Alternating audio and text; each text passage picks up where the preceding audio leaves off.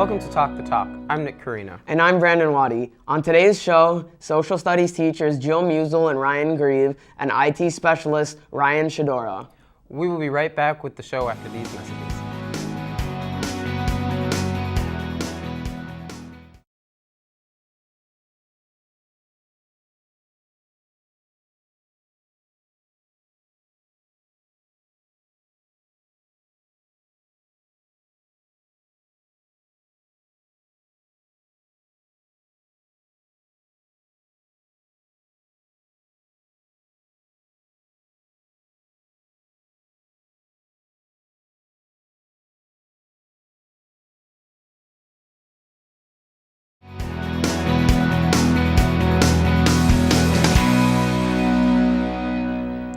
Welcome back to Talk the Talk. With us right now is Miss Musel. Thanks for coming on the show with us. Oh, thank you for having me. Pleasure to be here. How are you? Great. How about you? All right, so we were going to talk about what it's like, things you like hobbies and sports. What are some hobbies you like?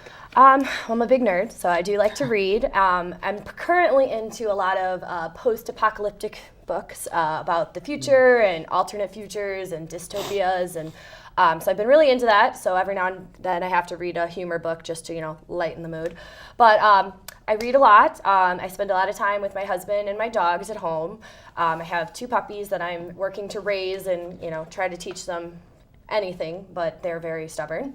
Of course, I like to go out with my friends, just like you guys. Teachers have lives too. I like to watch funny movies, funny TV shows, basically anything to make me laugh after, a fun day of being with you guys, but also a stressful day. So, I'm not too interesting of a person, don't do too much, but those are some of the things that I do enjoy doing. Let's start with books. What are some of the books that you said you like to read?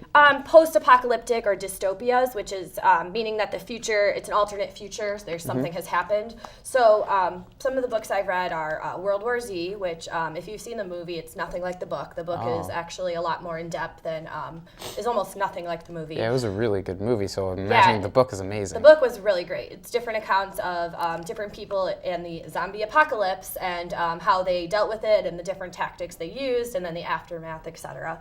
Currently, I'm reading a book called The End Is Nigh, as in near, N-I-G-H, and it is a collection of short stories about dealing with the impending apocalypse, but they're all different impending apocalypse stories. So, for example, one of the stories is about an electromagnetic pulse being let off in the ozone, or not the ozone, but the atmosphere, which disables all electronic devices.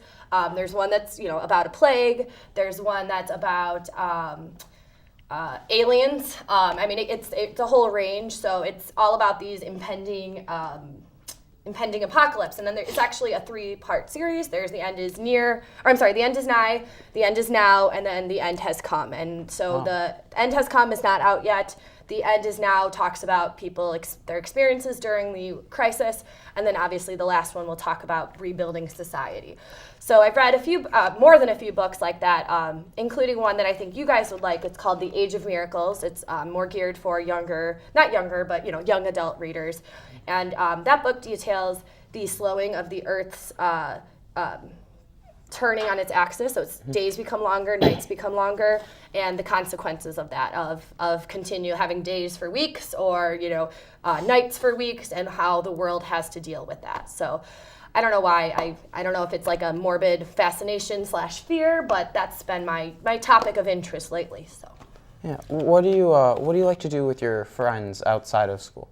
Well, we go to movies. We'll go out for dinner, catch up. Sometimes craft. Little things. Nothing. I'm not very creative. I'm not that good at crafts, but simple ones I can do. But for the most part, we just enjoy each other's companies. Because we don't get to hang out very often anymore. So we just catch up and have a good meal usually. I'm guessing that you like to watch movies that are about post-apocalyptic movies. Sometimes, yeah. I usually try to do more comedy movies. I don't have the attention span for movies anymore. I have to stick to TV shows because they're nice, 20-minute segments, and I don't have to put my full focus into it.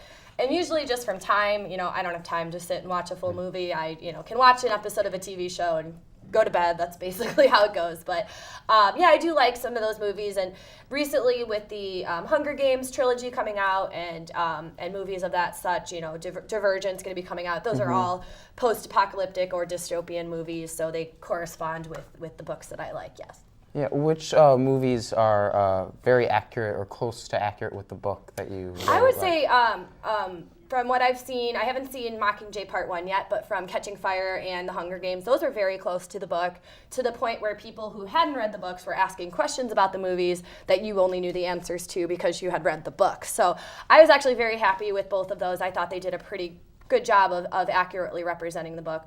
But like I said, with World War Z, it's completely different and it's nothing like the book. So I actually didn't enjoy that one as much as I did the book. Yeah. Do you like to read the book first and then go watch the movie, or do you? Usually it just happens to be that way because I get interested. I hear about the book through people, through friends, through Kindle recommendations.